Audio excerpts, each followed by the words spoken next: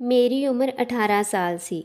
ਮੈਂ ਅਜੇ ਜਵਾਨੀ ਦੀ ਦਹਿਲੀਜ਼ 'ਤੇ ਪੈਰ ਰੱਖਿਆ ਹੀ ਸੀ। ਆਪਣੀ ਉਮਰ ਦੇ ਇਸ ਪੜਾਅ 'ਤੇ ਮੈਨੂੰ ਇੱਕ ਦਿਨ ਆਪਣੇ ਮਾਮਾ ਮਾਮੀ ਕੋਲ ਰਹਿਣ ਜਾਣਾ ਪਿਆ। ਮੇਰੀ ਮਾਮੀ ਮੈਨੂੰ ਦੇਖ ਕੇ ਬਹੁਤ ਖੁਸ਼ ਹੋਈ, ਪਰ ਜਿਵੇਂ ਹੀ ਸ਼ਾਮ ਦਾ ਸਮਾਂ ਹੁੰਦਾ ਤਾਂ ਮੇਰੀ ਮਾਮੀ ਮੈਨੂੰ ਉੱਪਰ ਬਣੇ ਕਮਰੇ ਵਿੱਚ ਲੁਕਾ ਦਿੰਦੀ। ਇੱਕ ਦਿਨ ਜਦੋਂ ਮੈਨੂੰ ਪਿਆਸ ਲੱਗੀ ਤਾਂ ਮੈਂ ਪਾਣੀ ਪੀਣ ਕਮਰੇ 'ਚੋਂ ਬਾਹਰ ਆਈ ਤਾਂ ਮੈਨੂੰ ਮਾਮੀ ਦੇ ਕਮਰੇ 'ਚੋਂ ਉਹਨਾਂ ਦੇ ਰੋਣ ਦੀ ਆਵਾਜ਼ ਆਈ। ਮੈਂ ਹੈਰਾਨੀ ਨਾਲ ਮਾਮੀ ਦੇ ਕਮਰੇ 'ਚ ਗਈ। ਮੈਂ ਉੱਥੇ ਜੋ ਦੇਖਿਆ ਉਸ ਨੂੰ ਦੇਖ ਕੇ ਤਾਂ ਮੇਰੀ ਜਾਨ ਨਿਕਲ ਗਈ। ਮੇਰਾ ਨਾਂ ਗੌਰੀ ਹੈ। ਮੇਰੀ ਕਹਾਣੀ ਕੁਝ ਇਸ ਤਰ੍ਹਾਂ ਹੈ। ਮੈਂ ਆਪਣੇ ਘਰ ਦੀ ਸਭ ਤੋਂ ਛੋਟੀ ਬੇਟੀ ਸੀ। ਮੇਰੇ 2 ਭਰਾ ਵੀ ਹਨ। ਮੈਂ ਇੱਕ ਛੋਟੇ ਜਿਹੇ ਪਿੰਡ ਵਿੱਚ ਰਹਿੰਦੀ ਹਾਂ। ਮੇਰਾ ਪਿੰਡ ਬਹੁਤ ਸੋਹਣਾ ਸੀ। ਮੈਂ ਆਪਣਾ ਪੂਰਾ ਬਚਪਨ ਆਪਣੇ ਪਿੰਡ ਦੀਆਂ ਗਲੀਆਂ ਵਿੱਚ ਖੇਡ ਕੇ ਲੰਘਾਇਆ। ਇਸ ਪਿੰਡ ਵਿੱਚ ਹੀ ਜਵਾਨ ਹੋਈ। ਮੈਂ ਕਦੇ ਨਹੀਂ ਸੀ ਸੋਚਿਆ ਕਿ ਮੈਨੂੰ ਇਹ ਆਪਣਾ ਪਿਆਰਾ ਜਿਹਾ ਪਿੰਡ ਛੱਡ ਕੇ ਕਿਤੇ ਦੂਰ ਜਾਣਾ ਪਵੇਗਾ। ਜਦੋਂ ਮੈਨੂੰ ਆਪਣਾ ਪਿੰਡ ਛੱਡ ਕੇ ਆਪਣੇ ਮਾਮਾ ਜੀ ਦੇ ਘਰ ਜਾਣਾ ਪਿਆ ਤਾਂ ਉਹ ਦਿਨ ਮੇਰੀ ਜ਼ਿੰਦਗੀ ਦਾ ਸਭ ਤੋਂ ਦੁੱਖ ਦੇਣ ਵਾਲਾ ਦਿਨ ਸੀ। ਪਰ ਜਦੋਂ ਜ਼ਿੰਦਗੀ ਦੀ ਕੌੜੀ ਸੱਚਾਈ ਇਨਸਾਨ ਨੂੰ ਕਿੱਥੇ ਤੋਂ ਕਿੱਥੇ ਲੈ ਜਾਂਦੀ ਆ, ਅਜਿਹਾ ਕੁਝ ਮੇਰੇ ਨਾਲ ਹੋਇਆ। ਆਪਣਾ ਬਚਪਨ ਮੈਂ ਆਪਣੇ ਮਾਤਾ-ਪਿਤਾ ਦੇ ਪਿਆਰ ਵਿੱਚ ਗੁਜ਼ਾਰਿਆ ਸੀ। ਸਾਡਾ ਵੱਡਾ ਪਰਿਵਾਰ ਸੀ ਤੇ ਮੇਰੇ ਤਾਇਆ-ਤਾਈ ਤੇ ਅਸੀਂ ਸਾਰੇ ਇਕੱਠੇ ਰਹਿੰਦੇ ਸੀ। ਮੇਰਾ ਇੱਕ ਚਾਚਾ ਸੀ ਜੋ ਅਜੇ ਪੜ੍ਹਾਈ ਕਰ ਰਿਹਾ ਸੀ ਤੇ ਉਹ ਪੜ੍ਹਾਈ ਦੇ ਸਿਲਸਿਲੇ 'ਚ ਜ਼ਿਆਦਾਤਰ ਹੋਸਟਲ ਵਿੱਚ ਰਹਿੰਦੇ।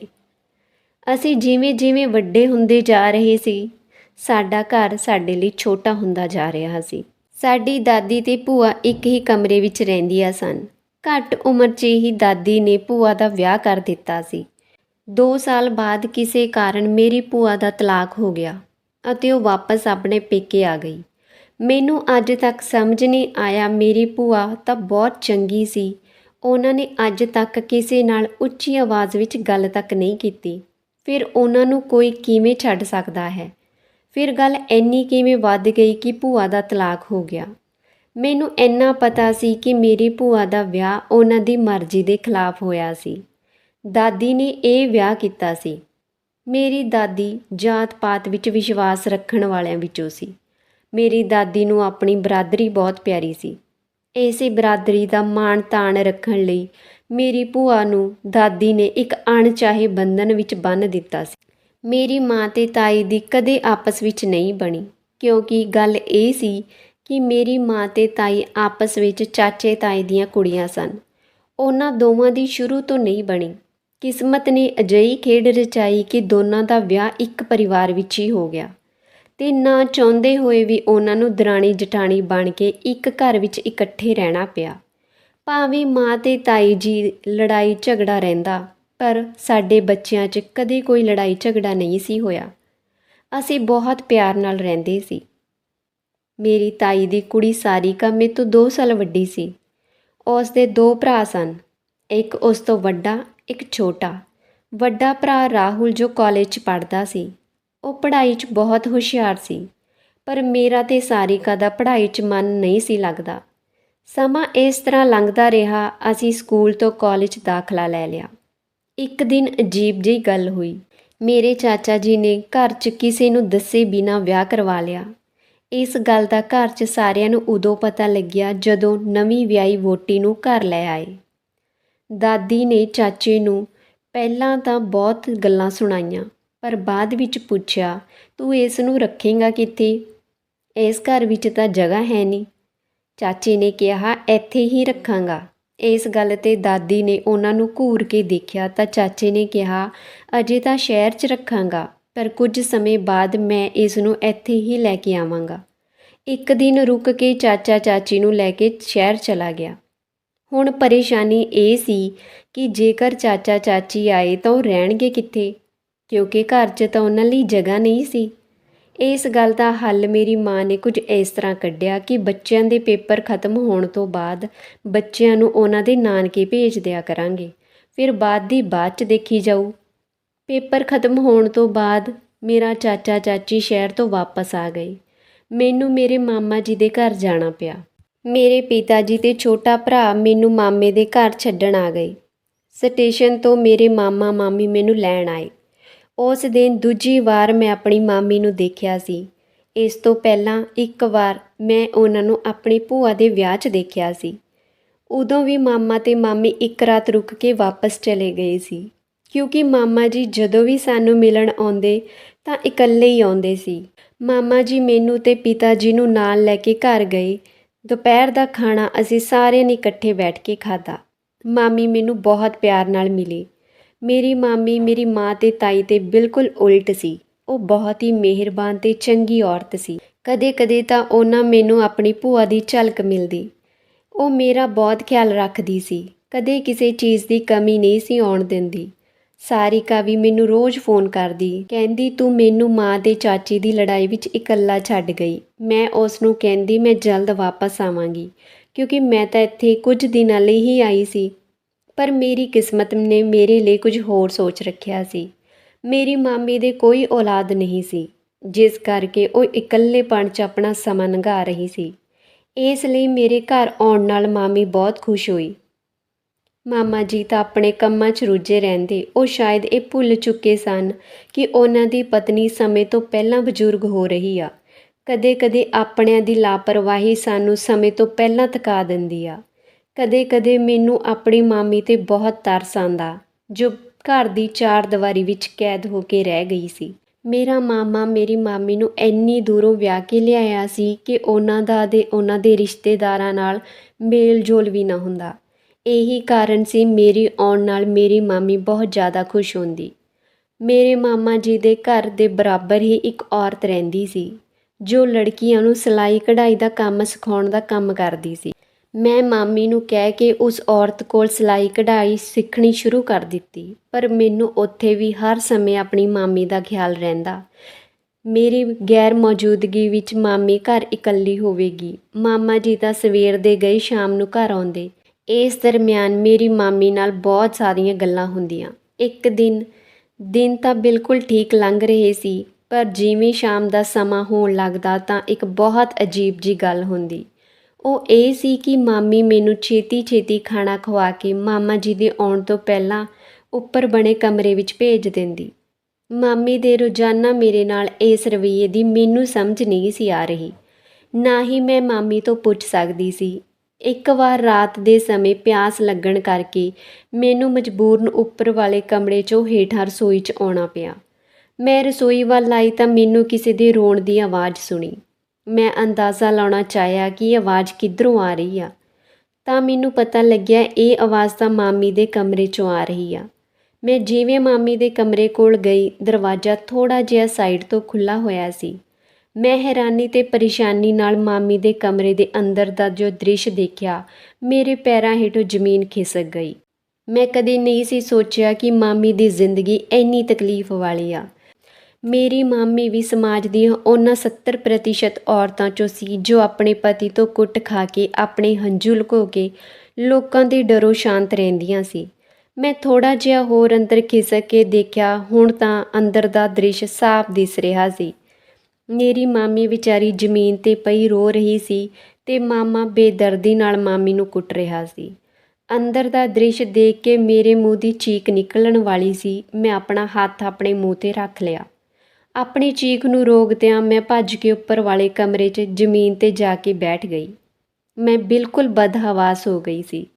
ਮੇਰੀਆਂ ਅੱਖਾਂ 'ਚੋਂ ਹੰਝੂ ਵਗਣ ਲੱਗੇ। ਮਾਮੇ ਦਾ ਤਾਂ ਇਹ ਰੂਪ ਮੇਰੇ ਲਈ ਬਹੁਤ ਜ਼ਿਆਦਾ ਤਕਲੀਫ ਦੇਣ ਵਾਲਾ ਸੀ। ਬਾਹਰ ਤੋਂ ਬਹੁਤ ਨਰਮ ਦਿਸਣ ਵਾਲੇ ਮੇਰੇ ਮਾਮੇ ਦਾ ਅਸਲ ਰੂਪ ਇਹ ਹੋਵੇਗਾ, ਮੈਂ ਸੁਪਨੇ 'ਚ ਨਹੀਂ ਸੀ ਸੋਚਿਆ। ਮੈਂ ਸਾਰੀ ਰਾਤ ਉੱਥੇ ਜ਼ਮੀਨ 'ਤੇ ਬੈਠੀ ਰੋਂਦੀ ਰਹੀ। ਮਾਮਾ ਮਾਮੀ ਦੇ ਵਿਆਹ ਨੂੰ 12 ਸਾਲ ਹੋ ਗਏ ਸੀ। ਪਤਾ ਨਹੀਂ ਮਾਮੀ ਕਦੋਂ ਤੋਂ ਮਾਮੇ ਦੀ ਇਹ ਕੁੱਟਮਾਰ ਸਹਿ ਰਹੀ ਸੀ। ਇਸ ਸਭ ਦੇ ਬਾਵਜੂਦ ਮਾਮੀ ਨੇ ਅੱਜ ਤੱਕ ਕਿਸੇ ਨਾਲ ਕੋਈ ਗਿਲਾ ਸ਼ਿਕਵਾ ਨਹੀਂ ਕੀਤਾ। ਉਹ ਸਬਰ ਤੇ ਸ਼ੁਕਰ ਕਰਨ ਵਾਲੀ ਔਰਤ ਸੀ, ਪਰ ਹੁਣ ਗੱਲ ਹੱਦ ਤੋਂ ਜ਼ਿਆਦਾ ਅੱਗੇ ਵੱਧ ਗਈ ਸੀ। ਹੁਣ ਤਾਂ ਮਾਮੀ ਦੀ ਜਵਾਨੀ ਦਾ ਸੂਰਜ ਵੀ ਢਲ ਚੁੱਕਿਆ ਸੀ। ਮਾਮੇ ਨੂੰ ਹੁਣ ਤਾਂ ਮਾਮੀ ਦੀ ਵੱਧਦੀ ਉਮਰ ਦਾ ਖਿਆਲ ਰੱਖਣਾ ਚਾਹੀਦਾ ਹੈ। ਮਾਮਾ ਸ਼ਾਇਦ ਉਹਨਾਂ ਮਰਦਾਂ 'ਚੋਂ ਸੀ ਜੋ ਔਰਤ ਨੂੰ ਆਪਣੇ ਪੈਰ ਦੀ ਜੁੱਤੀ ਸਮਝਦੇ ਹਨ। ਮੈਂ ਅਜਿਹੇ ਮਰਦਾਂ ਬਾਰੇ ਸੁਣ ਤਾਂ ਰੱਖਿਆ ਸੀ, ਪਰ ਅੱਜ ਪਹਿਲੀ ਵਾਰ ਅਜਿਹਾ ਮਰਦ ਦੇਖਿਆ ਸੀ। ਭਾਵੇਂ ਮੇਰੇ ਪਿਤਾ ਜੀ ਤੇ ਤਾਇਆ ਜੀ ਮਾਂ ਤੇ ਤਾਈ ਜੀ ਤੇ ਰੋਹਬ ਤੇ ਦਬਦਬਾ ਤਾਂ ਰੱਖਦੇ ਹਨ, ਉਹਨਾਂ 'ਤੇ ਕਦੇ ਵੀ ਉਹਨਾਂ ਨਾਲ ਕੁੱਟਮਾਰ ਜਾਂ ਬੇਇੱਜ਼ਤ ਨਹੀਂ ਸੀ ਕੀਤਾ। ਉਸ ਰਾਤ ਉੱਥੇ ਬੈਠੇ-ਬੈਠੇ ਮੇਰਾ ਦਿਲ ਵਿਆਹ ਕਰਨ ਤੋਂ ਬਿਲਕੁਲ ਉੱਠ ਗਿਆ। ਮੈਂ ਉਸੇ ਸਮੇਂ ਫੈਸਲਾ ਕਰ ਲਿਆ, ਮੈਂ ਜ਼ਿੰਦਗੀ 'ਚ ਕਦੇ ਵਿਆਹ ਨਹੀਂ ਕਰਵਾਵਾਂਗੀ।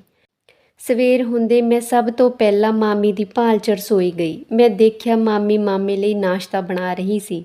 ਮੈਂ ਮਾਮੀ ਦਾ ਚਿਹਰਾ ਦੇਖਿਆ ਤਾਂ ਮੈਨੂੰ ਉਸ ਦਾ ਦੁੱਖ ਉਹਨਾਂ ਦੇ ਚਿਹਰੇ ਤੋਂ ਸਾਫ਼-ਸਾਫ਼ ਦਿਖਾਈ ਦਿੱਤਾ। ਉਹਨਾਂ ਨੇ ਨਾਸ਼ਤਾ ਬਣਾ ਕੇ ਮੈਨੂੰ ਦਿੱਤਾ ਕਿ ਮਾਮੇ ਦੇ ਕਮਰੇ 'ਚ ਦੇ ਆਵਾਂ। ਫਿਰ ਮੇਰੇ ਲਈ ਵੀ ਨਾਸ਼ਤਾ ਬਣਾਉਣ ਲੱਗੀ। ਮੈਂ ਨਾਸ਼ਤੇ ਦੀ ਟਰੇ ਉਠਾਈ, ਮਾਮੇ ਦੇ ਕਮਰੇ 'ਚ ਜਾਣ ਲੱਗੀ। ਦਰਵਾਜ਼ਾ ਅੱਧਾ ਖੁੱਲ੍ਹਾ ਹੋਇਆ ਸੀ। ਮੈਂ ਦਰਵਾਜ਼ੇ ਦੇ ਸਾਹਮਣੇ ਜਾ ਕੇ ਇੱਕਦਮ ਰੁਕ ਗਈ। ਮੇਰੀਆਂ ਅੱਖਾਂ ਸਾਹਮਣੇ ਰਾਤ ਦਾ ਦ੍ਰਿਸ਼ ਆ ਗਿਆ। ਮੈਂ ਕਿਵੇਂ ਨਾ ਕਿਵੇਂ ਅੰਦਰ ਜਾ ਕੇ ਮਾਮੇ ਦੇ ਸਾਹਮਣੇ ਟੇਬਲ 'ਤੇ ਨਾਸ਼ਤਾ ਰੱਖ ਦਿੱਤਾ। ਮਾਮਾ ਹੱਥ 'ਚ ਅਖਬਾਰ ਲੈ ਕੇ ਹੈਡਲਾਈਨ ਪੜ੍ਹ ਰਹੇ ਸੀ।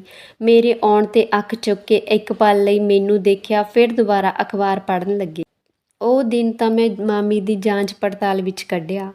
ਮੈਂ ਉਹਨਾਂ ਤੋਂ ਕੁਝ ਪੁੱਛਣ ਤੇ ਨਾ ਪੁੱਛਣ ਦੇ ਵਿਚਕਾਰ ਹੀ ਉਲਝੀ ਰਹੀ।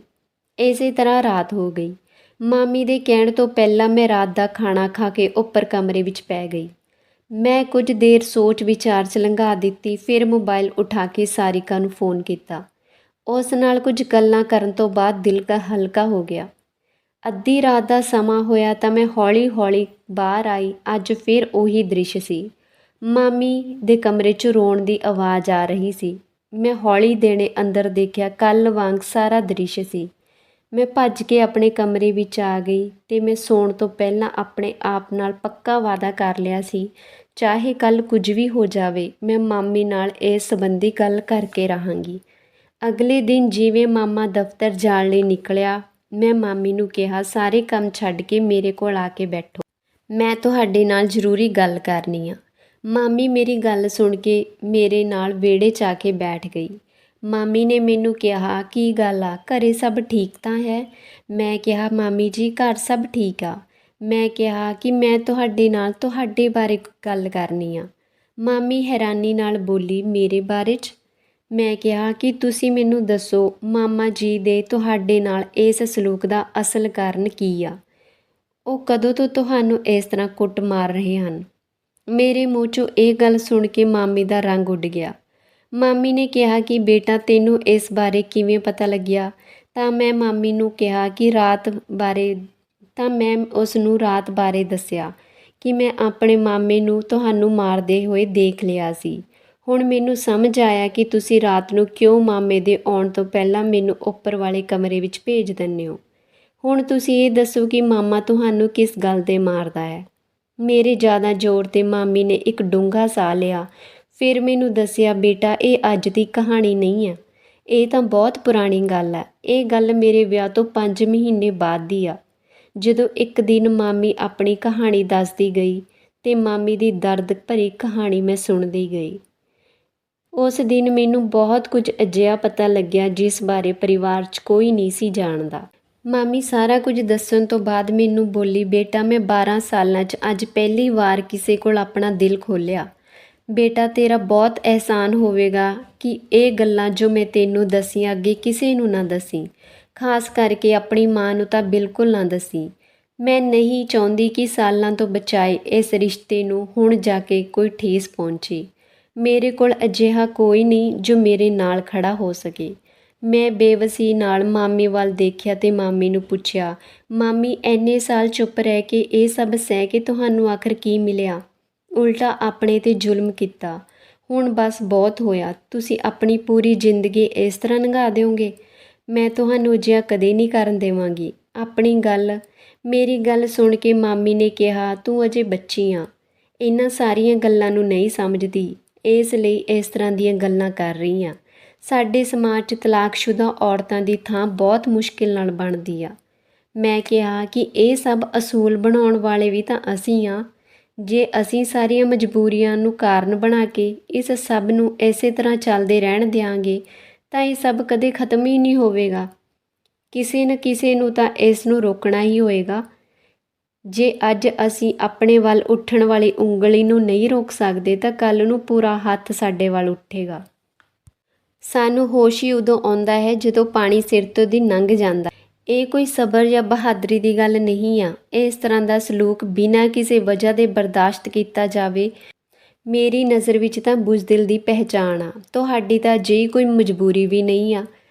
ਤੁਸੀਂ ਸਿਰਫ ਇਹੀ ਸੋਚ ਰਹੇ ਹੋ ਕਿ ਸਮਾਜ ਕੀ ਕਹੇਗਾ। ਕਾਸ਼ ਅਸੀਂ ਇਹ ਸੋਚਣ ਦੀ ਥਾਂ ਇਹ ਸੋਚ ਲਈਏ ਕਿ ਰੱਬ ਕੀ ਕਹੇਗਾ, ਤਾਂ ਕਿ ਸਾਡੀ ਜ਼ਿੰਦਗੀ ਸੌਖੀ ਹੋ ਜਾਵੇ। ਮੇਰਾ ਇੰਨਾ ਸਮਝਾਉਣ 'ਤੇ ਥੋੜ੍ਹਾ ਬਹੁਤਾ ਅਸਰ ਮਾਮੀ 'ਤੇ ਵੀ ਹੋਇਆ। ਤਦ ਉਹਨਾਂ ਨੇ ਕਿਹਾ, ਜੋ ਤੈਨੂੰ ਠੀਕ ਲੱਗੇ ਉਹ ਕਰ, ਪਰ ਯਾਦ ਰੱਖੀ ਜਦੋਂ ਅਸੀਂ ਸਮਾਜ ਦੇ ਬਣਾਏ ਅਸੂਲਾਂ ਨਾਲ ਟਕਰਾਉਂਦੇ ਹਾਂ ਤਾਂ ਬਹੁਤ ਘੱਟ ਲੋਕ ਹੁੰਦੇ ਹਨ ਜੋ ਜਿੱਤ ਹਾਸਿਲ ਕਰਦੇ ਹਨ, ਨਹੀਂ ਤਾਂ ਜ਼ਿਆਦਾ ਨੂੰ ਦੁੱਖ ਤਕਲੀਫਾਂ ਹੀ ਮਿਲਦੀਆਂ ਨੇ। ਮੈਂ ਮਾਮੀ ਦੀ ਗੱਲ ਸੁਣ ਕੇ ਕਿਹਾ ਕਿ ਮੈਨੂੰ ਰੱਬ 'ਤੇ ਵਿਸ਼ਵਾਸ ਆ, ਤੁਸੀਂ ਬਸ ਦੁਆ ਕਰੋ। ਮੇਰੀ ਗੱਲ ਸੁਣ ਕੇ ਮਾਮੀ ਮੁਸਕਰਾਉਂਦੀ ਰਸੋਈ 'ਚ ਚਲੀ ਗਈ। ਅਗਲੇ ਦਿਨ ਮੈਂ ਇਸ ਮਸਲੇ ਦਾ ਹੱਲ ਕੱਢਣ ਲਈ ਸਕੀਮ ਬਣਾਉਣ ਲੱਗੀ।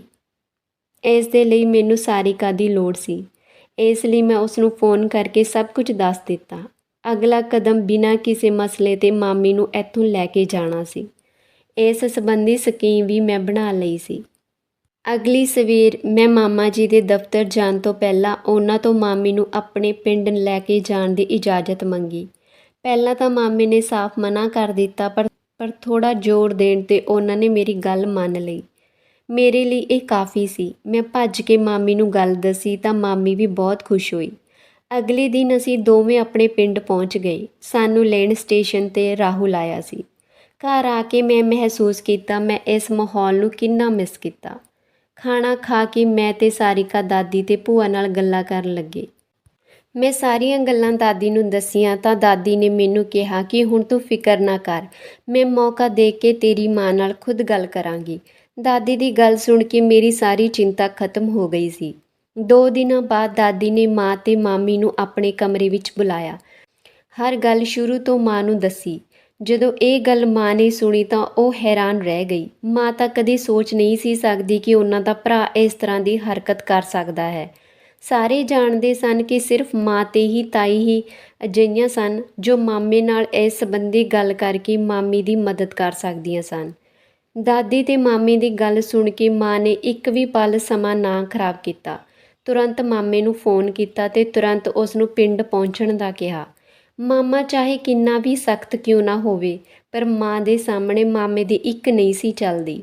ਮਾਂ ਦਾ ਹੁਕਮ ਮਿਲਦੇ ਮਾਮਾ ਤੁਰੰਤ ਸਾਡੇ ਪਿੰਡ ਆ ਗਿਆ। ਜਿਵੇਂ ਹੀ ਮਾਮਾ ਪਿੰਡ ਆਇਆ ਤਾਂ ਮਾਂ ਨੇ ਉਹਨਾਂ ਨੂੰ ਸਾਹ ਲੈਣ ਤੱਕ ਦਾ ਮੌਕਾ ਨਾ ਦਿੱਤਾ। ਉਹਨਾਂ ਦੀ ਕਲਾਸ ਲੈਣੀ ਸ਼ੁਰੂ ਕਰ ਦਿੱਤੀ। ਹਾਲ 'ਚ ਸਿਰਫ ਤਾਈ, ਮਾਂ ਤੇ ਮਾਮਾ ਹੀ ਸਨ ਤੇ ਹੋਰ ਸਾਰੇ ਆਪਣੇ ਆਪਣੇ ਕਮਰਿਆਂ ਵਿੱਚ। ਮੈਂ ਦਾਦੀ ਨਾਲ ਘਰ ਦੇ ਪਿਛਲੇ ਬਾਗ 'ਚ ਬੈਠੀ ਕੱਚੇ ਅੰਬ ਖਾਂਦੀ ਹੋਈ ਮਾਮੀ ਦੀਆਂ ਗੱਲਾਂ ਨੂੰ ਯਾਦ ਕਰ ਰਹੀ ਸੀ। ਮਾਮੀ ਨੇ ਉਸ ਦਿਨ ਮੇਰੇ ਜ਼ੋਰ ਦੇਣ 'ਤੇ ਆਪਣੀ ਜ਼ਿੰਦਗੀ ਦੀ ਕੌੜੀ ਸੱਚਾਈ ਤੋਂ ਪਰਦਾ ਚੁੱਕਦਿਆਂ ਮੈਨੂੰ ਦੱਸਿਆ ਸੀ ਕਿ ਉਹਨਾਂ ਦੇ ਵਿਆਹ ਦੇ ਸ਼ੁਰੂ ਦੇ ਕੁਝ ਦਿਨ ਹੀ ਵਧੀਆ ਲੰਘੇ ਸੀ, ਜਿਵੇਂ ਨਵੇਂ ਵਿਆਹਿਆਂ ਦੇ ਲੰਘਦੇ ਹਨ। ਪਰ ਜਦੋਂ ਕੁਝ ਮਹੀਨੇ ਲੰਘ ਜਾਣ ਤੋਂ ਬਾਅਦ ਪ੍ਰੈਗਨੈਂਟ ਨਾ ਹੋਈ ਤਾਂ ਮਾਮਾ ਮਾਮੀ ਨੂੰ ਡਾਕਟਰ ਕੋਲ ਲੈ ਗਿਆ। ਡਾਕਟਰ ਦੇ ਟੈਸਟ ਕਰਨ ਤੋਂ ਬਾਅਦ ਪਤਾ ਲੱਗਿਆ ਕਿ ਮੇਰੇ ਅੰਦਰ ਤਾਂ ਕੋਈ ਕਮੀ ਨਹੀਂ, ਮੈਂ ਬਿਲਕੁਲ ਠੀਕ ਹਾਂ। ਜਦੋਂ ਡਾਕਟਰ ਨੇ ਤੇਰੇ ਮਾਮੇ ਨੂੰ ਕਿਹਾ ਕਿ ਉਹ ਵੀ ਟੈਸਟ ਕਰਵਾ ਲਵੇ, ਪਹਿਲਾਂ ਤਾਂ ਉਹ ਨਾ ਮੰਨੇ, ਪਰ ਜ਼ਿਆਦਾ ਜ਼ੋਰ ਦੇਣ 'ਤੇ ਮੰਨ ਗਏ। ਜਦੋਂ ਰਿਪੋਰਟ ਆਈ ਤਾਂ ਉਹ ਸਾਡੇ ਸੋਚਣ 'ਤੇ ਬਿਲਕੁਲ ਉਲਟ ਸੀ। ਤੇਰਾ ਮਾਮਾ ਕਦੇ ਪਿਤਾ ਨਹੀਂ ਸੀ ਬਣ ਸਕਦਾ। ਇਹ ਸਭ ਗੱਲਾਂ ਉਹਨਾਂ ਦੀ ਮਰਦਾਨਗੀ 'ਤੇ ਚੋਟ ਵਾਂਗ ਲੱਗੀਆਂ। ਮੈਂ ਤਾਂ ਇਸ ਸਭ ਨੂੰ ਰੱਬ ਦੀ ਮਰਜ਼ੀ ਮੰਨ ਕੇ ਕਬੂਲ ਕਰ ਲਿਆ, ਪਰ ਉਹ ਇਸ ਸਭ ਨੂੰ ਕਦੇ ਕਬੂਲ ਨਹੀਂ ਸੀ ਕਰ ਸਕਿਆ। ਮੈਂ ਹਮੇਸ਼ਾ ਉਹਨਾਂ ਨੂੰ ਸਮਝਾਉਣ ਦੀ ਕੋਸ਼ਿਸ਼ ਕਰਦੀ, ਪਰ ਉਹ ਸਮਝਦੇ ਕਿ ਮੈਂ ਉਹਨਾਂ ਦਾ ਮਜ਼ਾਕ ਉਡਾ ਰਹੀ ਹਾਂ। ਇਸੇ ਗਲਤਫਹਿਮੀ ਨੇ ਉਹਨਾਂ ਦੇ ਅੰਦਰ ਇੱਕ ਚਿੜਚਿੜਾਪਣ ਪੈਦਾ ਕਰ ਦਿੱਤਾ। ਉਹ ਆਪਣੀ ਇਸ ਕਮੀ ਦਾ ਗੁੱਸਾ ਮੇਰੇ 'ਤੇ ਕੱਢਣ ਲੱਗੇ। ਇਸ ਲਈ ਉਹਨਾਂ ਨੇ ਮੈਨੂੰ ਰੋਜ਼ ਕੁੱਟਣਾ ਸ਼ੁਰੂ ਕਰ ਦਿੱਤਾ। ਮੈਂ ਆਪਣਾ ਮੂੰਹ ਬੰਦ ਰੱਖਣ ਲਈ ਮਜਬੂਰ ਸੀ। ਮਾਮੀ ਦੀ ਜ਼ਿੰਦਗੀ ਬਹੁਤ ਤਕਲੀਫ ਦੇਣ ਵਾਲੀ ਸੀ। ਇਸ ਲਈ ਮੈਂ ਇਹ ਕਦਮ ਉਠਾਇਆ ਸੀ ਕਿ ਮਾਮੀ ਦੀ ਜ਼ਿੰਦਗੀ 'ਚ ਥੋੜ੍ਹੀਆਂ ਖੁਸ਼ੀਆਂ ਆ ਸਕਣ। ਸ਼ਾਇਦ ਉਹਨਾਂ ਦੀ ਜ਼ਿੰਦਗੀ ਦਾ ਰੁੱਖ ਪਲਟ ਜਾਵੇ। ਹਾਲ 'ਚ ਮਾਮੇ ਤੇ ਮਾਂ ਦੀ ਮਿਲੀ ਜੁਲੀ ਆਵਾਜ਼ ਆ ਰਹੀ ਸੀ। ਮੈਂ ਉੱਠ ਕੇ ਸਾਰਿਕਾ ਕੋਲ ਜਾ ਬੈਠੀ। ਮਾਂ ਤੇ ਮਾਮੇ ਦੀ ਝੜਪ ਦਾ ਨਤੀਜਾ ਇਹ ਨਿਕਲਿਆ ਕਿ ਗੁੱਸੇ 'ਚ ਮਾਮਾ ਮਾਮੀ ਨੂੰ ਤਲਾਕ ਦੇਣ ਦਾ ਕਹਿ ਕੇ ਉੱਥੋਂ ਚਲਾ ਗਿਆ। ਕੁਝ ਦਿਨਾਂ 'ਚ ਹੀ ਉਹਨਾਂ ਦਾ ਤਲਾਕ ਵੀ ਹੋ ਗਿਆ। ਮੇਰੀ ਮਾਮੀ ਗੁਆਂਢ 'ਚ ਕਿਰਾਏ ਦਾ ਘਰ ਲੈ ਕੇ ਉਸ 'ਚ ਰਹਿਣ ਲੱਗੀ। ਮੈਨੂੰ ਵੀ ਨਾਲ ਹੀ ਰੱਖ ਲਿਆ। ਉਹਨਾਂ ਦਿਨਾਂ 'ਚ ਰਾਹੁਲ ਨੇ ਘਰ ਦੇ ਉੱਪਰ ਇੱਕ ਹੋਰ ਪੋਰਸ਼ਨ ਬਣਾਉਣ ਦਾ ਸੋਚਿਆ, ਕਿਉਂਕਿ ਘਰ ਛੋਟਾ ਪੈ ਰਿਹਾ ਸੀ। ਮੇਰਾ ਕਮਰਾ ਤਾਂ ਪਹਿਲਾਂ ਹੀ ਚਾਚਾ ਚਾਚੀ ਨੇ ਇਸਤੇਮਾਲ ਕਰ ਲਿਆ ਸੀ। ਇਸ ਲਈ ਰਾਹੁਲ ਨੇ ਉੱਪਰ ਵਾਲਾ ਪੋਰਸ਼ਨ ਬਣਾਉਣ ਦਾ ਇਰਾਦਾ ਕੀਤਾ। ਇਸ ਲਈ ਦਾਦੀ ਨੂੰ ਵੀ ਮਨਾ ਲਿਆ ਸੀ। ਕੁਝ ਸਮੇਂ ਬਾਅਦ ਮੈਂ ਤੇ ਸਾਰਿਕਾ ਨੇ ਵੀ ਕਾਲਜ ਪਾਸ ਕਰ ਲਿਆ। ਉਹਨਾਂ ਦਿਨਾਂ ਵਿੱਚ ਮਾਂ ਤੇ ਤਾਈ ਦੀਆਂ ਬਹੁਤ ਜ਼ਿਆਦਾ ਕੋਸ਼ਿਸ਼ਾਂ ਤੋਂ ਬਾਅਦ ਇੱਕ ਉਮਰ 'ਚ ਥੋੜ੍ਹੇ ਵੱਡੇ ਪਰ ਚੰਗੇ ਆਦਮੀ ਨਾਲ ਮਾਮੀ ਦਾ ਵਿਆਹ ਕਰਵਾ ਦਿੱਤਾ ਗਿਆ। ਮਾਮੀ ਹੁਣ ਆਪਣੀ ਜ਼ਿੰਦਗੀ 'ਚ ਬਹੁਤ ਖੁਸ਼ ਸੀ। ਉਨੀ ਦਿਨੀ ਹੀ ਰਾਹੁਲ ਵੀ ਨੌਕਰੀ ਕਰਨ ਲੱਗਿਆ ਤੇ ਤਾਈ ਵੀ ਰਾਹੁਲ ਲਈ ਚੰਗੀ ਕੁੜੀ ਭਾਲਣ ਲੱਗੀ ਤੇ ਇੱਕ ਲੜਕੀ ਲੱਭ ਕੇ ਰਾਹੁਲ ਦਾ ਵੀ ਵਿਆਹ ਕਰ ਦਿੱਤਾ ਗਿਆ। ਹੁਣ ਤਾਂ ਹੌਲੀ-ਹੌਲੀ ਮਾਂ ਤੇ ਤਾਈ ਵਿਚਕਾਰ ਵੀ ਲੜਾਈ ਝਗੜਾ ਖਤਮ ਹੋ ਗਿਆ ਹੈ। ਅਸੀਂ ਸਾਰੇ ਪੂਰੇ ਪਰਿਵਾਰ ਨਾਲ ਮਿਲ ਜੁਲ ਕੇ ਖੁਸ਼ੀ-ਖੁਸ਼ੀ ਰਹਿੰਦੇ ਹਾਂ। ਸੋ ਦੋਸਤੋ, ਉਮੀਦ ਕਰਦੀ ਹਾਂ ਤੁਹਾਨੂੰ ਇਹ ਸਾਡੀ ਕਹਾਣੀ ਜ਼ਰੂਰ ਪਸੰਦ ਆਈ ਹੋਵੇਗੀ। ਜੇ ਕਹਾਣੀ ਪਸੰਦ ਆਈ ਤਾਂ ਵੀਡੀਓ ਨੂੰ ਲਾਈਕ ਕਰਨਾ, ਕਮੈਂਟ ਕਰਨਾ ਜ਼ਰੂਰ ਦੱਸਣਾ ਤੇ ਵੀਡੀਓ ਨੂੰ ਜ਼ਿਆਦਾ ਤੋਂ ਜ਼ਿਆਦਾ ਸ਼ੇਅਰ ਜ਼ਰੂਰ ਕਰਿਆ ਕਰੋ ਤੇ ਲਾਈਕ ਜ਼ਰੂਰ ਕਰਿਆ ਕਰੋ। ਪੰਜਾਬੀ ਆਵਾਜ਼ ਕਹਾਣੀਆਂ ਦੇਖਣ ਲਈ ਤੁਹਾਡਾ ਬਹੁਤ ਬਹੁਤ ਧੰਨਵਾਦ ਜੀ। ਮਿਲਦੇ ਹਾਂ ਇੱਕ ਨਵੀਂ ਕਹਾਣੀ ਦੇ ਨਾਲ।